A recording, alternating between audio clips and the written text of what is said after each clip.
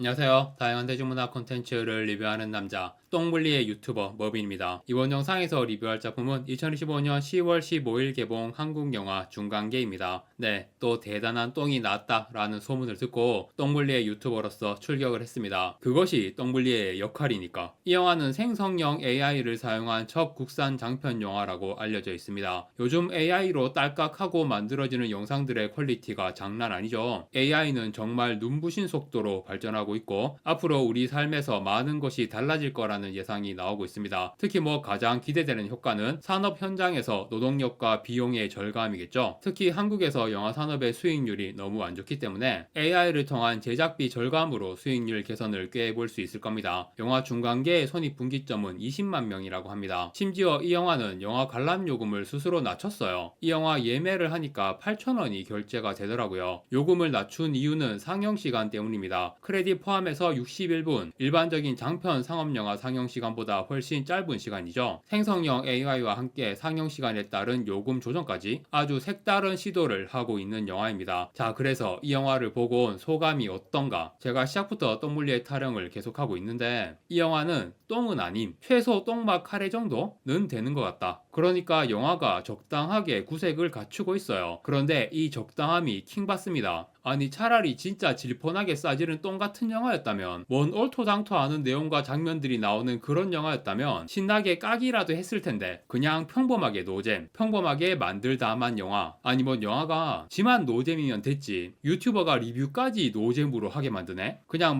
말문이 막힙니다. 할 말이 없어요. 영화가 진짜 그냥 적당하게 별로라서 영화 보고 나서 뭐야 별거 없잖아 그 생각밖에 안 들어요. 생성형 AI고 자시고 간에 이 영화의 핵심은 저는 두 가지라고 봅니다. 짧은 상영시간 그리고 저렴한 티켓값. 제가 올해 정말 많은 영화를 봤고 그 중에서는 보는 게 고통스러울 정도로 별로인 영화도 여러 편 있었어요. 그런데 중간계는 보면서 전혀 고통스럽지 않았다. 역시 곳간에서 인신난다고 돈을 몇 푼이라도 아끼게 되니까 마음이 그만큼 너그러워지네요. 그리고 상영시간이 짧은 거는 무조건 미덕입니다. 10월이고 날씨가 선선한데도 여전히 극장에 에어컨이 빵빵하더라고요. 영화가 빨리 끝나는 게 어찌나 고마운지. 일단 영화 내용을 대략적으로만 설명해 보겠습니다. 양세종이 연기한 재범이라는 남자가 주인공입니다. 이 남자가 병원 장례식장에 도착하면서 이야기가 시작되거든요. 어머니가 돌아가셔가지고 여동생이랑 같이 상주 역할을 하고 있는데 주인공이랑 무슨 관계인지 도무지 알 수 없는 사람들이 계속 조문으로 오거든요. 재범이 외국에 계속 있다가 어머니가 돌아가셔서 한국에 오게 된 거예요. 그런데 재범에게 돈이 수천억 있어요. 그래서 그 돈 때문에 다양한 사람들이 주변에 꼬이는 거예요. 재범은 범죄자입니다. 온라인 불법 도박 사이트를 운영해서 큰 돈을 벌었고 돈이 수천억이 있다는 거 보면 그 외에도 다양하게 하는 것 같아요. 장례식장에 와 있는 사람 중에서는 국정원 블랙 요원도 있고 형사들도 있고 방송국 PD랑 여배우도 있어요. 이 영화를 만든 강윤성 감독이 범죄도시 1편을 만들었고 디즈니 플러스에서 카지노, 파인 이런 드라마들도 만든 감독이에요. 어떤 범죄를 중심으로 다양한 인물들의 관계를 엮으면서 서사를 쌓아 나가는 거 딱 강윤성 감독 스타일이죠. 그래서 초반에는